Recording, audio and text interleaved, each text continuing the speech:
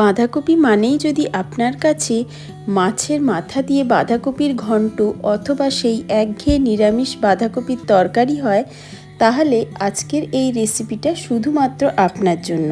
তাহলে চলুন দেখে নেওয়া যাক রেসিপিটি কিভাবে আমি তৈরি করছি। এর জন্য আমার এখানে লাগছে একটা বাঁধাকপি, আর সেটাকে আমি একদম ঝিরিঝিরি করে কুচিয়ে নিয়েছি।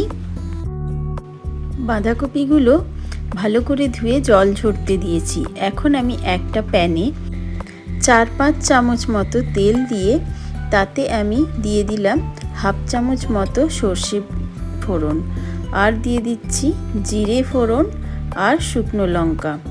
ফোড়নগুলো ভালোভাবে ভাজা হয়ে গেলে এখন আমি এর মধ্যে দিয়ে দেব কিছুটা কাঁচা ছোলার ডাল। ছোলার ডাল ভালোভাবে ভাজা হয়ে গেলে একটু রং বদলালে এর মধ্যে এখন আমি দিয়ে দেবো কয়েকটা কারি পাতা।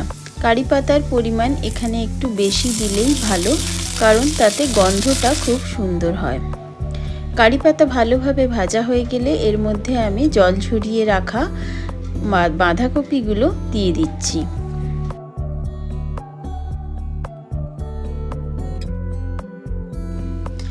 এরপর আমি এর মধ্যে দিয়ে দিলাম পরিমাণ মতো নুন আর হলুদ।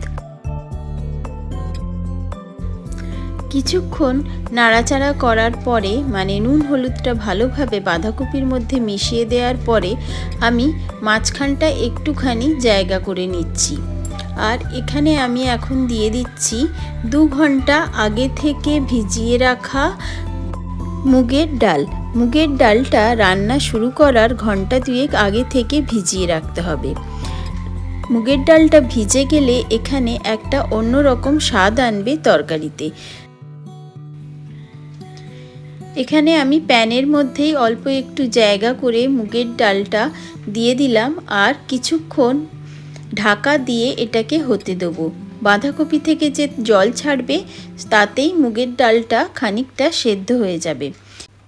এবার ডালটাকে বাঁধাকপির সাথে ভালোভাবে মিশিয়ে দিচ্ছি।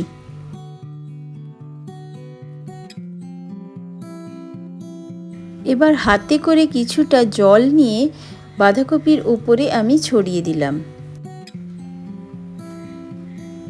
এরপর ঢাকা দিয়ে এটাকে আরও 5 থেকে 10 মিনিট রান্না হতে দেব। 10 মিনিট পর ঢাকা খুলে আমি এর মধ্যে হাফ চামচ মতো চিনি ছড়িয়ে দিচ্ছি। এটা অবশ্যই অপশনাল। আর তারপরে আমি দিয়ে দিলাম খানিকটা জিরে গুঁড়ো। এখন আমি একটা নারকেল থেকে কিছুটা কেটে নিয়ে ছোট ছোট টুকরো করে নিয়েছি। কিছুটা নারকেল কাঁচা লঙ্কা দিয়ে মিক্সিতে ভালোভাবে বেটে নিচ্ছি।